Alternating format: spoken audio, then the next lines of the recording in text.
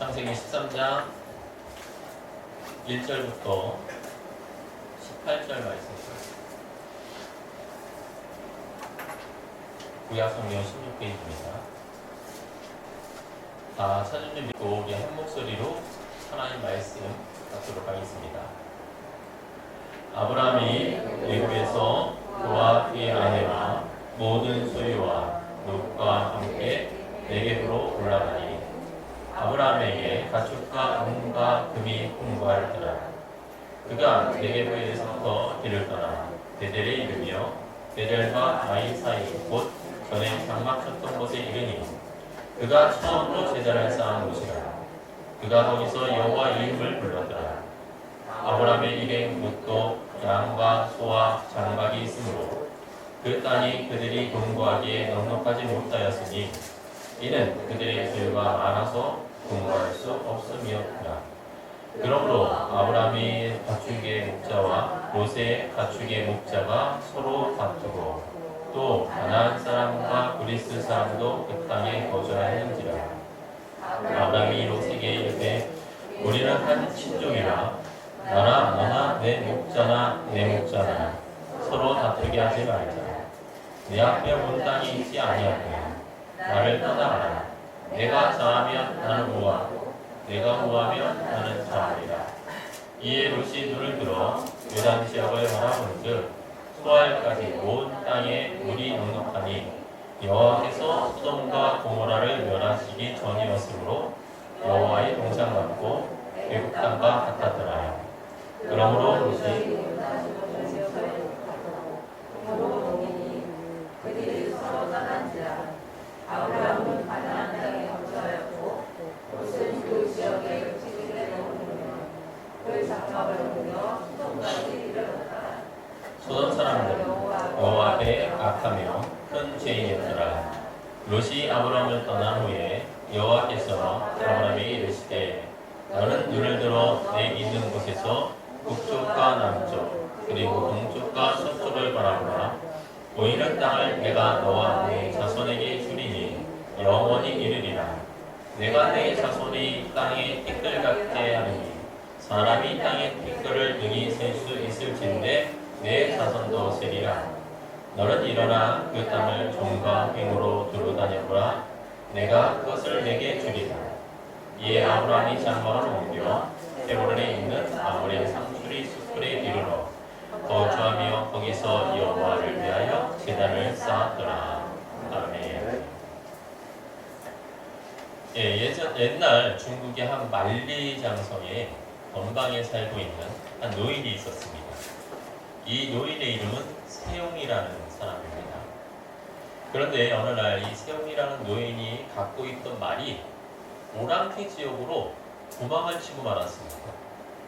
그러자 동네 사람들이 참 그 말이 참 좋은 말이었는데 말이 그렇게 도망을 쳤으니 참으로 안타까운 일입니다 라고 하며 그 노인을 위로했습니다. 그러자 이 세용이라는 노인이 그 말이 떠난 것이 오히려 내게 복이 될 줄 또 누가 알겠소 라고 말하며 별 개의치 않았습니다. 그런데 한참 후에 이 말이 오랑캐 지역에서 오히려 명마 하나를 데리고 집으로 다시 돌아온 겁니다. 그러자 경사가 일어난 거죠. 사람들이 이 세용이라는 노인의 집에 가서 다시 축하했습니다. 아니 그 말이 더 좋은 말을 한 마리를 더 데리고 왔으니 이게 얼마나 좋은 일입니까? 라고 이야기했습니다. 그러나 그 말을 들은 노인은 오히려 이 일이 오히려 나에게 화가 될지 또 누가 알겠소? 라고 하면서 그렇게 기뻐하지 않는 것입니다. 그래서 사람들이 참 이상하다 싶었는데 며칠 후에 이 아들이 오랑캐 지역에서 왔던 이 명마를 탄다고 말을 타고 나갔다가 그만 낭만을 하게 된 겁니다. 하나뿐인 아들인데. 그래서 다리가 부러져서 그만 절름발이가 되고 말았습니다. 그러니 동네 사람들이 하나밖에 없는 아들을 그렇게 또 장애를 갖게 되었으니 얼마나 안타까운 일입니까 하면서 위로를 하러 왔습니다. 그런데 이 세용이라는 분이 또 하는 말씀이 누가 알겠소? 그 일이 내게 또 좋은 일이 될 수도 있지 않겠소? 라고 말하며 별 개의치 않았습니다. 그런데 정말 몇 해 후에 오랑캐와 중국의 전쟁이 일어납니다. 그러면서 각 지역의 젊은이들을 다 소집을 하게 되는데 이 세웅이라는 사람의 아들은 전쟁에 참여했을까요? 안 했을까요? 안 하게 돼요. 왜? 다리를 절기 때문에. 그러니까 사람들이 오히려 자신의 아들이 전쟁터에 나가서 죽는 걸 보면서 오히려 세웅의 아들을 부러워했다라고 합니다. 그래서 이것을 가지고 사자성어가 생겨났죠. 여러분도 아실 겁니다. 세웅지마라는 말이 그래서 생겨납니다.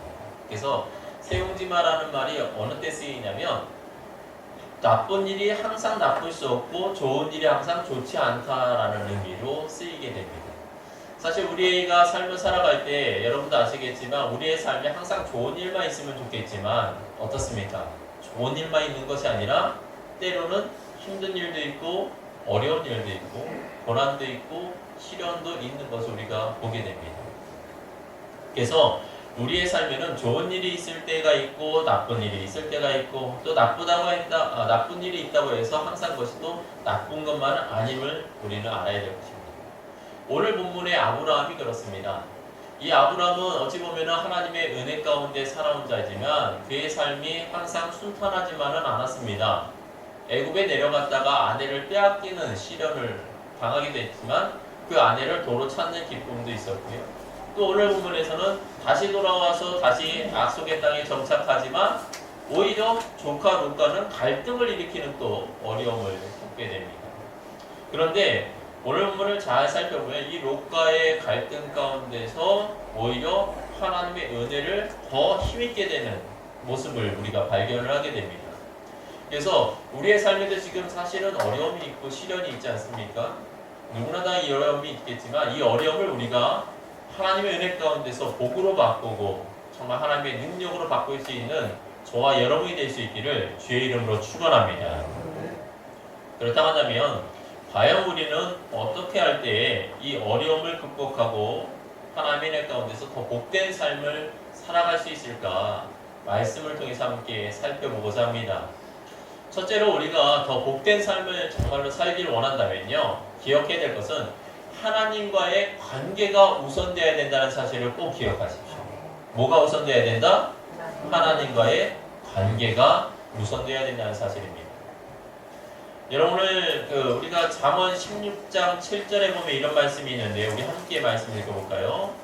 사람의 행위가 여호와를 기쁘시게 하면 그 사람의 원수라도 그로 더불어 화목하게 하시느니라. 아멘. 여러분 이 말씀은 하나님과의 관계가 좋으면 그 사람은 삶을 살아갈 때 다른 사람과의 관계도 어떻게 된다?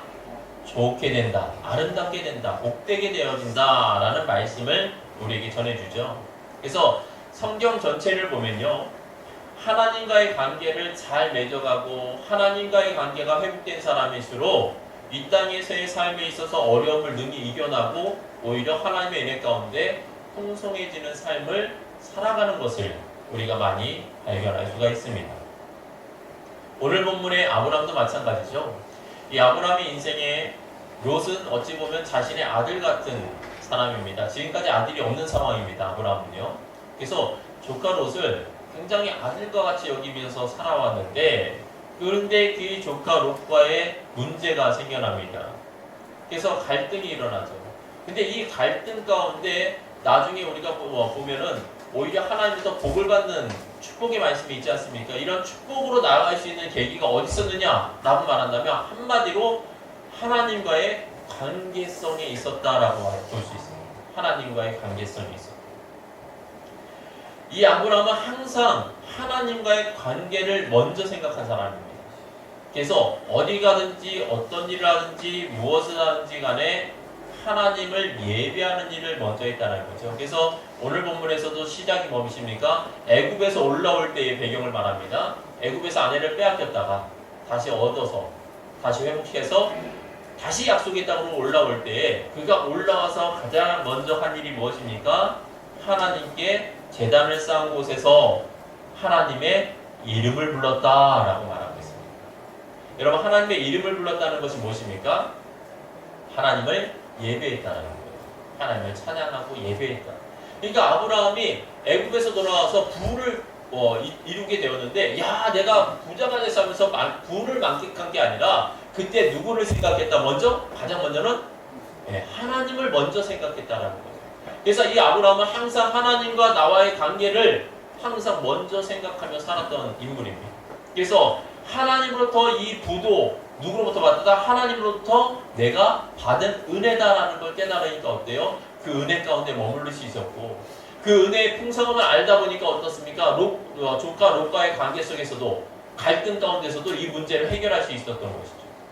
여러분 우리가 어떤 사람과의 관계에 문제가 있을 때 여러분도 경험해 보셨을 텐데 그 갈등이요 혹은 나에게 시련을 준 사람이 미워 보이지 않을 때가 있습니다. 오히려 불쌍해 보일 때가 있어요. 그때가 언제인지 아십니까? 내가 은혜로 충만했을 때. 내가 은혜 받아서야 하나님의 은혜를 깊이 누리고 하나님의 사랑을 충만히 받으면요 나를 힘들게 한 사람이요 미운 게 아니라 불쌍해요. 얼마나 사람이 참 마음이 답답하면은 나한테 저렇게 할까 참 불쌍합니다. 나한테 왼수같이 구는 남편이나 아내를 볼 때도 어때요? 아이고 내 남편도 왼수 같은 남편도 하나님 만나면 저러지 않을 건데 참으로 불쌍하구나 이런 마음이 들어요. 근데 나를 힘들게 한 사람이 미워 보일 때가 있어요. 언제요? 은혜를 상실하고 하나님과 관계가 어우러졌을 때 은혜가 임하지 않거든요. 그러면 어떻습니까? 내 마음이 강팍해져요. 그래서 나를 힘들게 한 사람, 동일한 사람인데도 불구하고 전에는 국률력이었던 마음인데 지금은 미운 마음이 생겨요. 꼴 보기가 싫어. 교회에서도 어떻습니까? 전혀 아무것도 아닌 문제에도 그 사람이 싫어집니다. 그 말은요, 그 사람이 문제가 아니라 사실은 누가 먼저 문제다? 내가 하나님과의 관계에 바로 서지 못했다라는 반증이 일어난 겁니다. 그래서 우리는요, 하나님으로부터 은혜 받은 만큼 은혜를 베풀 수 있고요, 하나님의 사랑을 아는 만큼 사랑을 베풀 수가 있습니다. 그래서 저와 여러분이 가장 먼저 해야 될 것은요, 하나님의 사랑을 회복하는 거예요. 그럴 때 내가 오히려 상대방에게 먼저 손을 내밀어 줄 수가 있어요. 여러분, 먼저 손 내미는 거 쉬운 일일까요? 어려운 일일까요? 어렵습니다. 왜냐하면 내 자존심을 굽혀야 되기 때문이에요. 여러분, 일례로 어떤 자녀가 사실 우리의 자녀들을 양육할 때 예의 범절을 가르치지 않습니까? 그래서 어른들 보면 항상 인사해라, 뭐해라 그러는데 교회에서도 마찬가지죠. 제가 섬겼던 교회에서 사실 우리 어른들에게는 공경이 담은 마음을 가지고 인사를 하고 그래야 되지 않습니까? 그런데 제가 사역을 하다 보면은 바쁜 일이나 급한 일 있을 때 그냥 지나쳐버릴 때가 있어요. 아니면 청년이 지나칠 때가 있어요. 근데 예전에 섬겼던 교회에서 한 안수자님이 어느 한 지사님에 대해서 아주 마음을 싫어하시는 거예요. 좀 마음이 갈라진 거죠. 그분이서. 근데 그 원인을 나중에 들었는데 뭐냐면 그 지사님이 오는데 이 지사님은 아는 척도 없이 그냥 갔다는 거예요. 이 지사님이 안수자님이 인사를 먼저 하려고 그랬는데 인사를 딱 하는 순간에 지나간 거예요. 근데 이분은 바쁘니까 그냥 지나쳐 버리는 거예요. 그게 오해가 된 거예요. 그래서 야, 내가 인사하는데 인사도 안 받아주고 그냥 어떻게 내가 먼저 인사해야 돼. 뭐예요? 그래도 안수 집사님 내가 인사를 했는데 집사가 서리 집사가 인사도 안 받아주고 말이에요. 이런 마음이 생겼던 거예요. 왜 그래요? 사실은 하나님과 관계 속에서 은혜가 소멸된 거예요. 그러다 보니까 내 형제 같은 성도에 대해서도 이해를 못하는 일이 벌어지는 거죠. 그때 내가 먼저 다음번에 갔을 때도 비록 인사를 안 받아줬을지라도 그때 상한 마음을 내가 누구로 들고 집사님에게 먼저 다가갈 수 있는 마음을 갖는 건 뭐예요? 자존심을 굽혀야 되는 일이거든요. 그게 안 되면 어떻습니까? 회복이 안 되는 거예요. 회복. 그래서 우리가 신앙생활 할 때요, 사실은 이렇게 나의 자존심을 굽혀야 될 때도 있고 내가 먼저 낮아져야 될 때도 있습니다. 근데 내가 낮아지고 자존심을 굽히는 이러한 상황은요, 내 힘으로 되는 게 아니에요.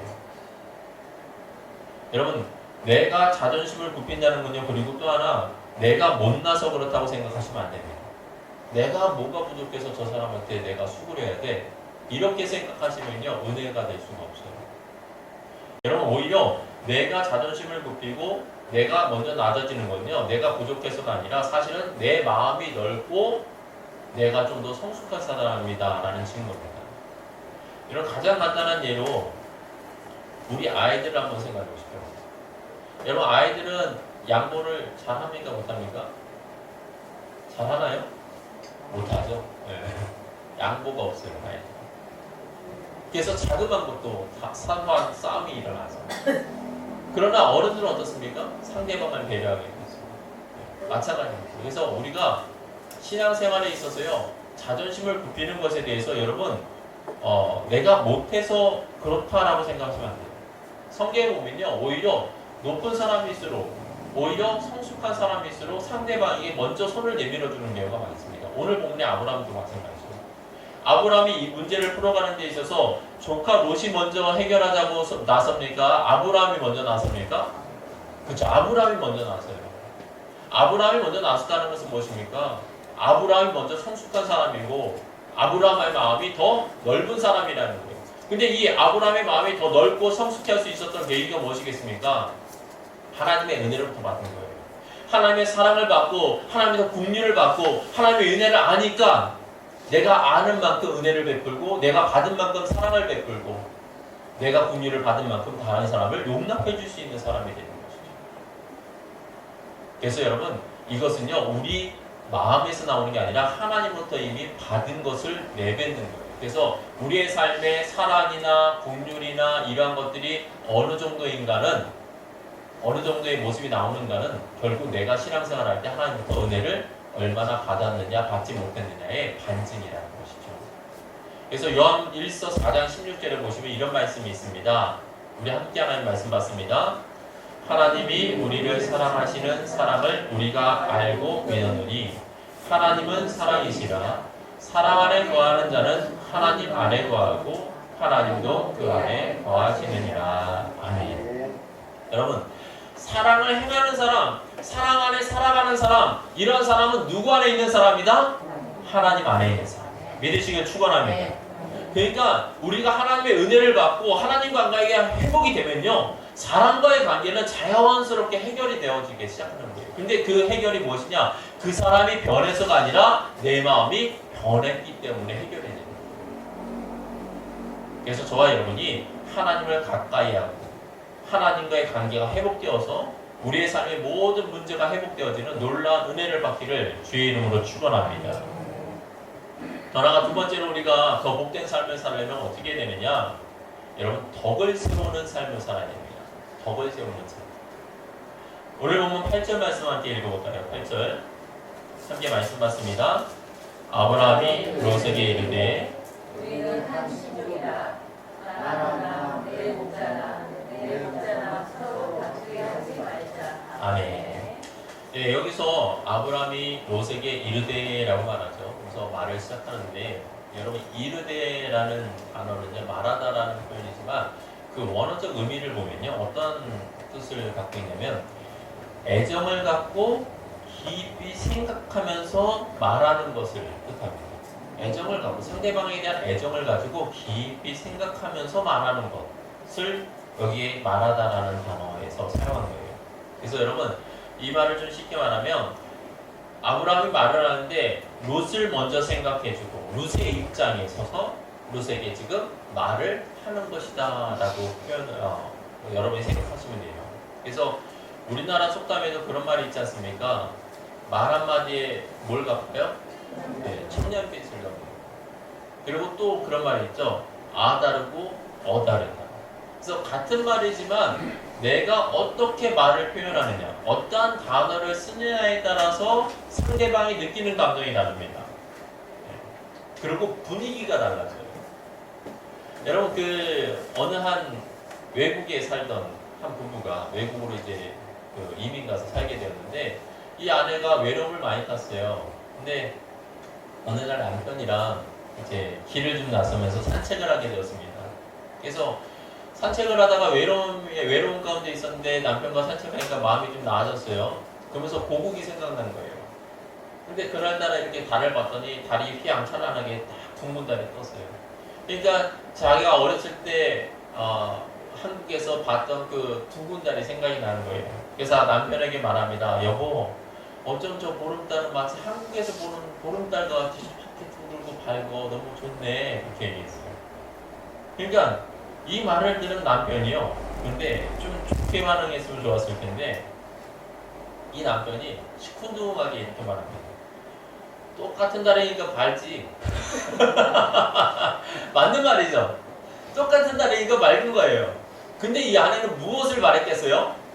좀 다정다감한 말. 그래서 그러게 말이야. 참 오늘따라 달이 밝으니 좋네. 이 말을 원했을 건데 이 남편이 그냥 분위기는 생각하고 똑같은 달이니까 밝지? 라고 말했더니 아내의 마음이 팍 상하는 거예요.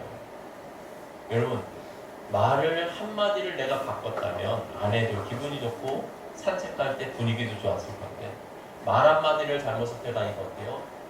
아내 기분도 상하고 가정의 분위기도 상하는 일이 벌어졌다는 거죠.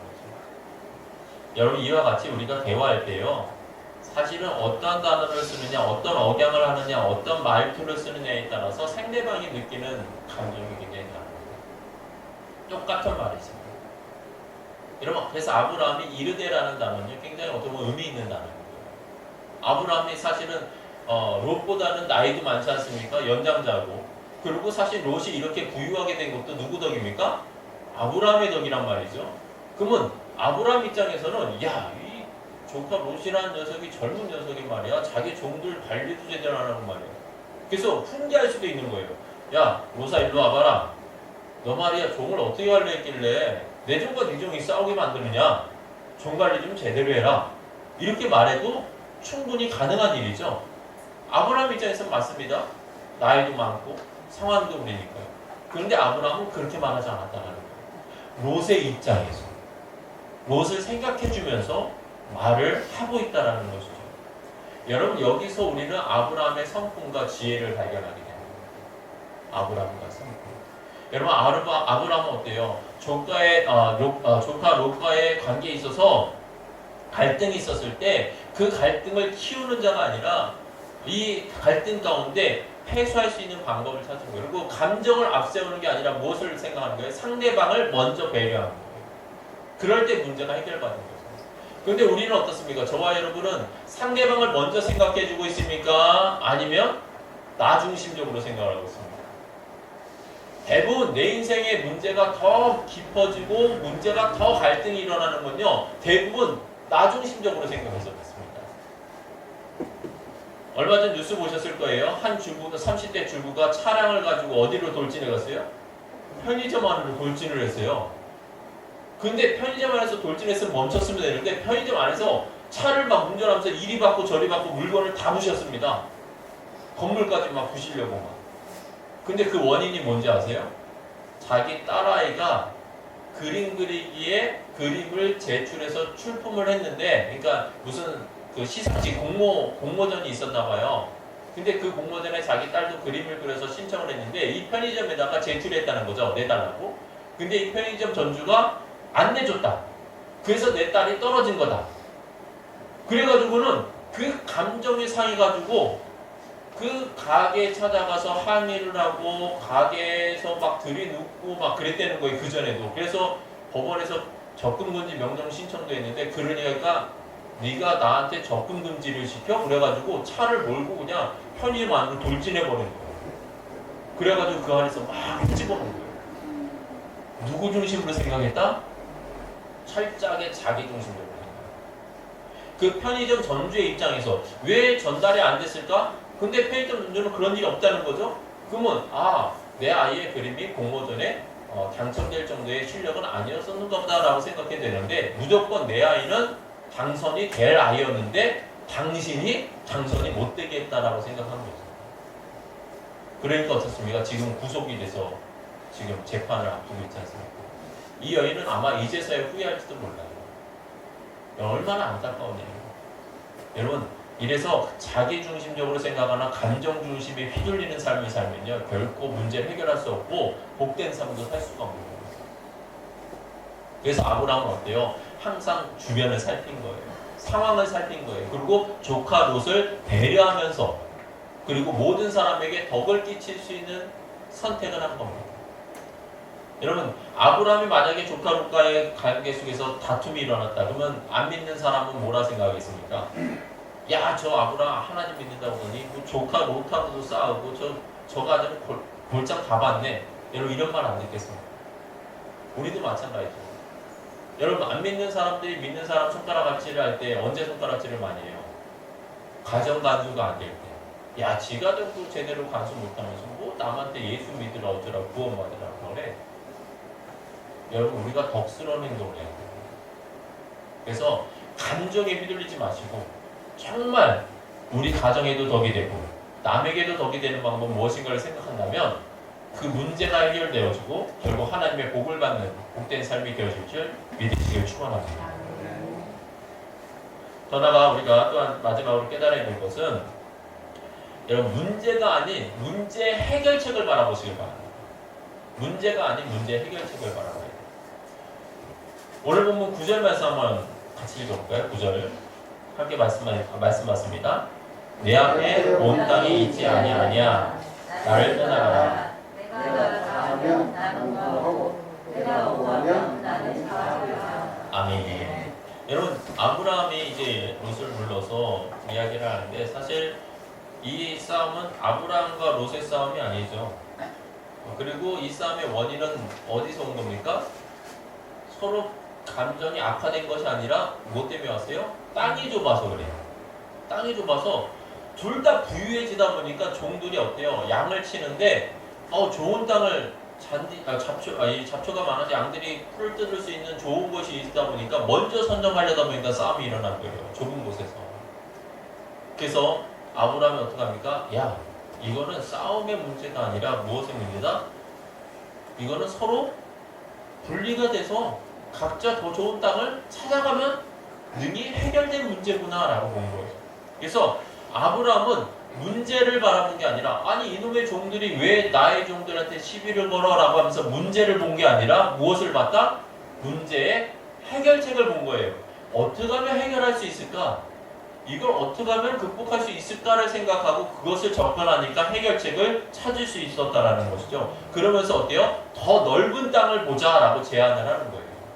우리가 좁은 땅에 갇혀서 우리들이 이렇게 좁은 곳에서 아웅다웅을 살지 말고 어떻게 살자? 넓은 땅을 바라면서 넓은 비전을 갖고 우리 살아가자 라고 제안을 하고 있는 것이죠. 여러분 우리가 갈등이나 다툼이 있을 때 사실 우리는 갈등의 원인이나 본질을 놓쳐버릴 때가 많아요. 근데 이 갈등의 원인과 본질을 놓치면요 해결 방법을 찾을 수가 없습니다. 원인을 잘 분석하고 그 문제의 본질을 본 다음에 해결책을 내놔야 돼요. 예전에도 한번 말씀드렸지만 어느 신혼부부가 감자 가지고 싸움이 벌어지면서 이혼 위기 가운데 놓였다고 얘기 드린 적이 있어요. 아내가 남편이 열심히 일하고 보니까 남편을 사랑하는 마음에 감자를 삶아줬어요. 그래서 감자를 삶아가지고 먹어야 되는데 이 아내가 맛있게 먹으라고 뭘 내놨어요? 설탕을 딱 내놨어요. 그러니까 이 강원도 남편이 딱 그걸 묻어놓지 칵 먹는 거죠. 아니 사람이 감자를 먹는데 무슨 설탕을 가서 고추장 가져와. 그러니까 이 아내가 에? 아니 무슨 감자를 고추장에 찍어 먹어? 설탕에 찍어 먹는 거지. 그랬더니 이 사람이 뭘 모르는구만. 감자는 고추장에 찍어 먹어야 제맛이야. 그러니까 이 아내가 누가 총사람 아니랄까봐 그 고추장에 찍어 먹어? 그러니까 이 남편이 뭐예요? 갑자기 기분이 확 상한 거예요. 촌사람? 그래 나 촌사람이다. 그래서 너는 그렇게 도시 사람이라 설탕 찍어 먹냐? 여러분 이 문제의 원인은 뭐예요? 아내가 사랑하는 거예요. 근본은 사랑이었잖아요. 그렇죠? 아내가 사랑으로 감자를 가져다 준 건데 그 근본은 보지 않고 뭐만 본 거예요? 문제만 본 거예요. 이 여자가 감히 나한테 촌사람? 거기에 기분이 팍 상한 거예요. 본질은 내 아내가 나를 엄청 사랑하는구나 여기에 있는데 본질은 볼 생각 않고 문제만 보니까 갈등이 커져버린 거예요. 여러분들 이런 경우가 우리의 가정에 얼마든지 있다는 거예요. 생각을 바꿔야 돼요. 여러분 문제만 볼 때 문제가 자꾸 보이는 거예요. 그 사람의 잘못만 보니까 잘못된 것만 자꾸 보이는 거예요. 여러분 문제를 보지 마시고 문제를 어떻게 해결할까를 보시고. 아브라함 얼마나 지혜롭습니까? 갈등이 일어난 종들의 다툼만 본 것이 아니라 이 다툼을 어떻게 해결할까를 보다 보니까 넓은 땅이 보인 거예요. 야, 이 넓은 땅에서 우리가 싸우고 있지? 아무것도 아닌데? 롯을 불러다가 야, 너 가고 싶은 쪽 가. 너 가고 싶은 쪽 가면 나 반대쪽 갈게. 그러면 싸울 일이 있어요, 없어요? 없는 거예요. 너무나 간단히 문제가 해결되는 거죠. 그리고 더 넓은 땅을 내가 얻을 수가 있는 거예요. 근데 그거를 못 보면 여전히 다투는 거예요. 사랑스러운 저와의 생각을 바꾸시고 문제를 보는 안목을 바꾸시길 바랍니다. 문제만 보지 마시고 문제를 해결할 수 있는 방법을 자꾸 생각해 보세요. 이렇게 말씀드리면 그런 분들이 계실 수 있죠. 노력해봤어요. 해봤어요. 근데 안 바뀌어요. 여러분들 안 바뀐다라는 초점이 어디에 있습니까? 상대방에게 있어요. 우리는 내가 내 자녀한테 이렇게 해봤는데 내 자녀가 안 바뀌어요. 내가 남편한테 이렇게 했는데 내 남편이 안 바뀌어요. 내 아내가 안 바뀌어요. 다 누구의 탓이에요? 내 남편, 내 자식, 내 아내의 탓이에요. 내가 풀 수 있는 방법을 보는 거 아니라 우리는 대체로 뭘 봐요? 문제만 보는 거예요. 내가 이렇게 해줬는데 당신 이렇게까지 안 변하네? 너 이렇게까지 안 변하네? 여전히 문제네. 아유, 이렇게 되는 거예요. 여러분 오늘 본문에는요. 아브라함은 롯의 종들의 문제만 본 것이 아니라 그거랑 전혀 별개로 해결책을 찾고 있었던 거예요. 우리는 대체로 문제를 보면 상대방을 바꾸려고 해요. 그래야 문제가 없어질 거라고 생각해요. 근데 그것은 착각입니다. 여러분 이 세상에서 제일 힘든 게 뭔지 알아요? 사람 바꾸는 게 제일 힘들어요. 사람 바꾸는 건 거의 안 돼요. 예수님도요. 예수님의 제자들과 3년과 같이 살았지만 예수님의 제자들이 3년 동안 바뀌었어요? 안 바뀌었어요? 안 바뀌었어요. 베드로는요. 여전히 예수님 십자가 달리실 때 예수님 모른다고 3번이나 부인했어요. 가룟 유다는 예수님 팔아먹었어요. 모든 제자들은 예수님을 떠나버렸어요. 언제 변화됐습니까? 성령이 임하니까 변화돼요. 근데 내가 성령이 임하게 할 수 있어요? 그건 안 돼요. 그럼 방법은 하나입니다. 내가 성령이 임하고 내가 성령 충만하고 내가 바뀌면 문제는 바뀌게 돼요. 믿으시길 축원합니다. 그래서 여러분 문제만 보지 마시고 문제의 해결책을 좀 보세요. 그리고 시야를 바꿔보세요. 그럴 때 우리의 삶이 더 복되어질 줄 믿습니다. 마지막 네 번째로요. 우리가 더 복된 삶을 살려면 어떻게 되느냐? 양보하는 쪽을 선택하십시오. 뭘 선택하라? 네, 양보하는 쪽. 양보하는 쪽. 여러분 오늘 보면 11절에서 12절 함께 읽습니다. 같이 말씀하겠습니다. 시작. 그러므로 유다는 지역을 택하고 동동민이 그들에서 지나가 아브라함은 가나안 땅에 거주하였고 롯은 그 지역의 도시들에 머물렀으며 그 장막을 옮겨 소돔까지 이르렀더라. 아멘. 여러분 아브라함은 어디에 남았어요? 가나안 땅에 여전히 남았고 롯은 자기 보기 좋은 땅으로 간 거예요. 그렇죠? 근데 그때 이 선택을 하는데 아까도 말씀 읽었지만 우리가 9절에 보니까 뭐라고 말합니까? 아브라함이 내 앞에 온 땅이 있지 아니하냐? 나를 떠나가라. 내가 좌하면 나는 뭐한다? 우하고 내가 우하면 나는 좌해. 여러분 선택권이 누구에게 있어요? 그쵸? 롯에게 있어요. 아브라함 내가 먼저 선택해서 이쪽 갈 테니까 너 저쪽 가가 아니라 롯에게 너가 선택해. 그러면 네가 간 곳에 내가 안 가고 나는 다른 편으로 갈 거야. 그러니까 롯이 고개를 빼꼼 들어가지고 쳐다본 거예요. 사면을. 야 어디가 좋을까? 그래서 어디가 좋았어요? 네. 소돔과 고모라 같은 게 좋은 거예요. 아 저는 저기 가겠습니다. 아브라함 그래. 나는 여기 있을게. 그런 선택권을 양보한 거죠. 여러분 그 조선일보에 보면요. 예전에 그 한 코너에서 한국인을 가리켜서 독 속의 개와 같다라는 말을 했어요. 독, 항아리 속의 개. 여러분 항아리 속의 개라는 게 뭔 말이냐면 항아리 속에 개를 넣으면 어떻게 될까요? 항아리가 이렇게 생겼으니까 개가 나갈 수 있어요? 없어요? 못 나가죠. 근데 이 개들이요 나가려고 발버둥을 칩니다. 이렇게 옆으로 지는 개 말하는 거예요. 막 발버둥치면서 한 마리가 막 올라가려고 그래요. 서로 막. 그러면 뒤에 있던 개는 어떡할까요? 찌개발로 그놈 잡아요. 자꾸 내가 올라가는 거야.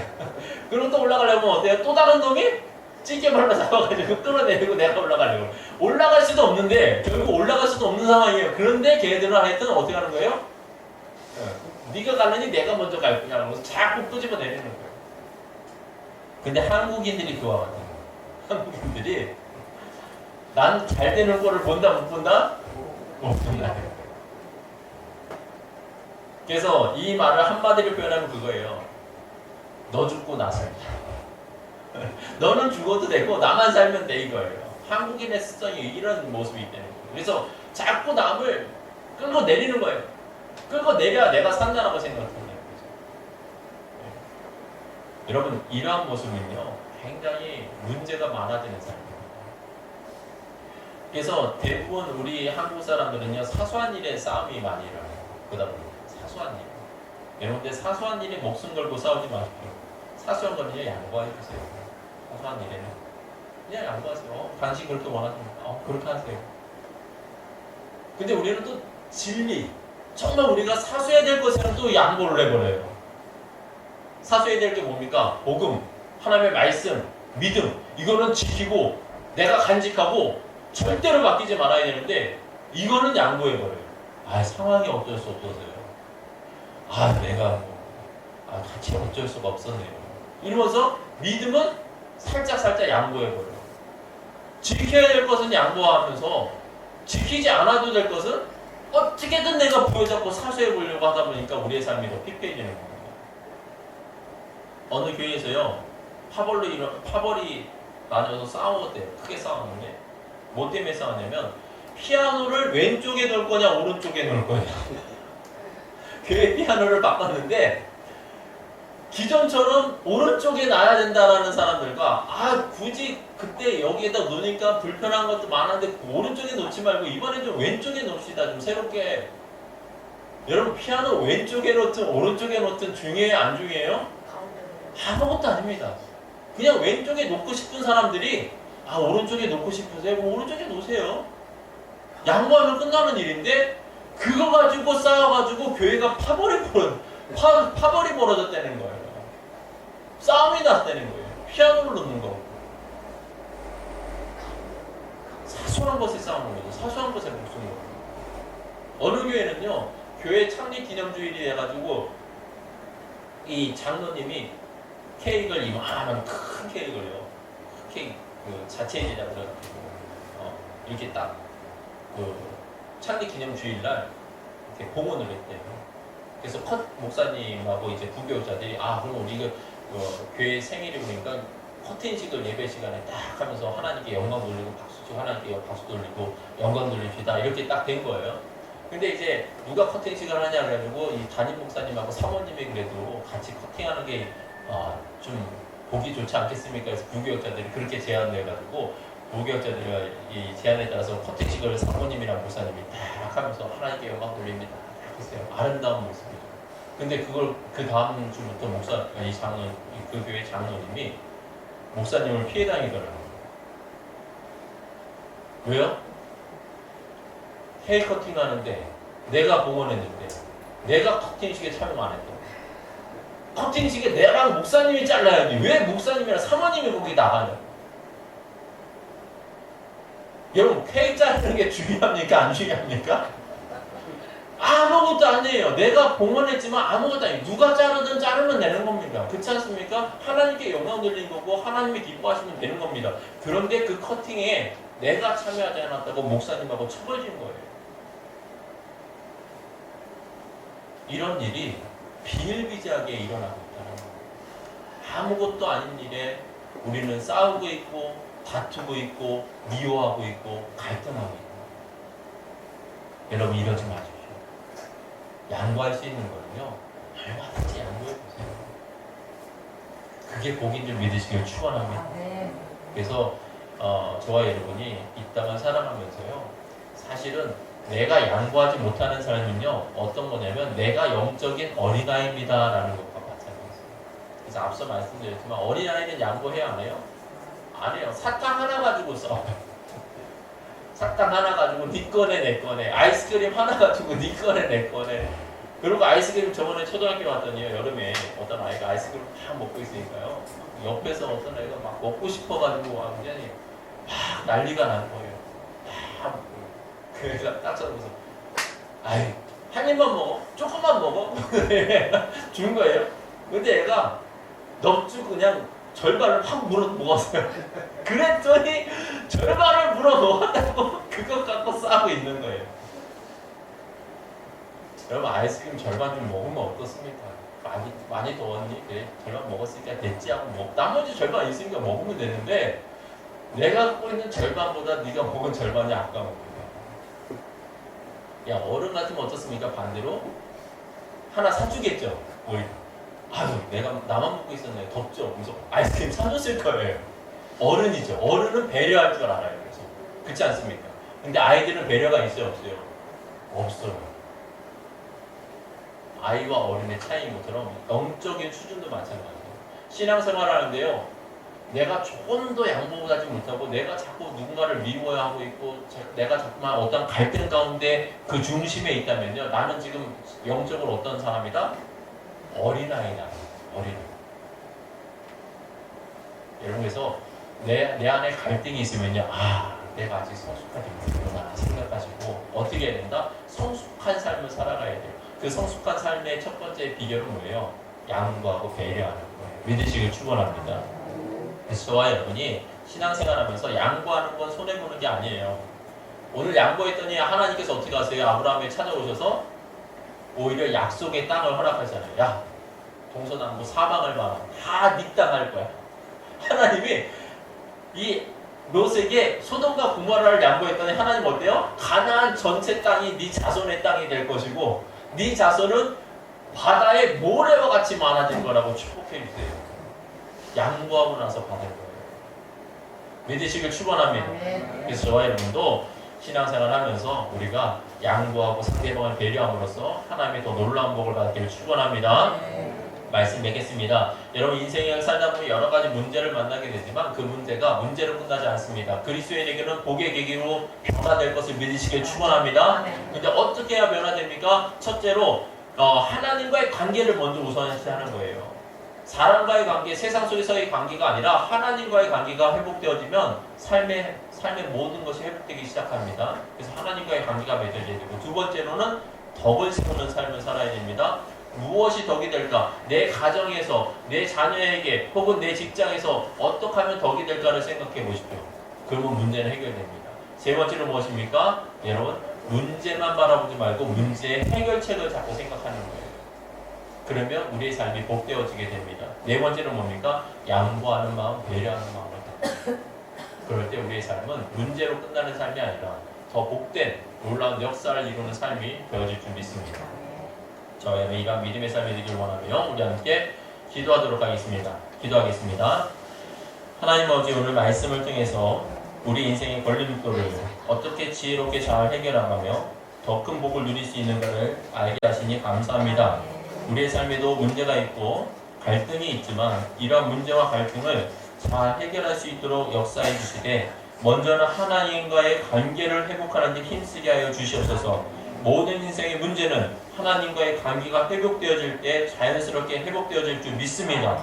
또한 아버지, 우리가 믿음의 덕을 세우는 삶을 살게 하여 주셔서 우리의 삶을 통해서 하나님이 증거되고 우리가 믿음의 성도라는 칭찬을 받는 삶이 되게 하여 주시옵소서. 그리고 문제의 시선을 빼앗기지 말고 문제 해결책을 생각하는 지혜와 안목을 허락하여 주시고, 나의 유익보다는 상대방을 먼저 생각해주고 배려해주는 여유롭고 성숙한 마음을 갖게 하여 주셔서 우리의 삶이 아브라함과 같이 인생의 문제가 해결될 뿐만 아니라 하나님으로부터 더 큰 복과 은혜를 받는 삶이 되게 하여 주시옵소서. 이 모든 말씀 예수 그리스도의 이름으로 기도드립니다. 아멘. 이 시간 우리 결단의 찬양을 하고 잠시 드린 헌금 위해서 기도하겠습니다. 하나님 감사합니다. 주님에게 하신 내가 사는 가운데 이 시간 감사한금을 드린 손길이 있습니다. 아버지, 이 예물을 기뻐 받으시고 하나님께서 영광 중에 함께 하시사 그 삶이 기쁨으로 충만케 하여 주시옵소서. 예수님의 이름으로 기도합니다. 아멘. 우리 함께 결단의 찬양을 하고 제가 축도하도록 하겠습니다. 자리에서 일어나셔서 찬양하겠습니다.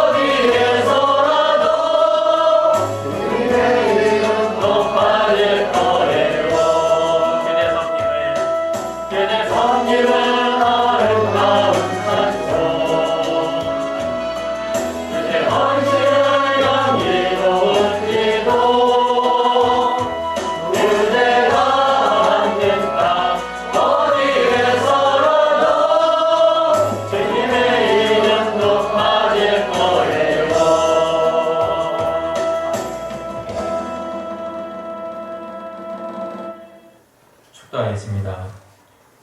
이제는 우리의 모든 죄와 허물을 십자가의 보혈로 대속하신 우리 구주 예수 그리스도의 은혜와 하나뿐인 아들을 내어주시며 우리를 자녀 삼아주신 하나님 아버지의 그 크신 사랑하심과 우리와 영원토록 함께 하시는 성령 하나님의 내주 교통하심의 역사가 하나님과의 관계를 회복하며 모든 일에 덕을 세우고 문제를 해결할 지혜와 안목을 가지며 상대방을 배려함으로 더 놀라운 은혜와 복을 누리기를 소망하는 하늘 소망교회 성도들 머리 위에, 그리고 그 가정과 자녀들과 직장과 사업체 위에, 또한 이 나라 이 민족 위에, 또한 코로나로 인하여 어려움과 힘겨움 가운데 있는 이 나라의 모든 교회와 성도들 머리 위에 지금부터 영원토록 함께 있을지어다. 아멘.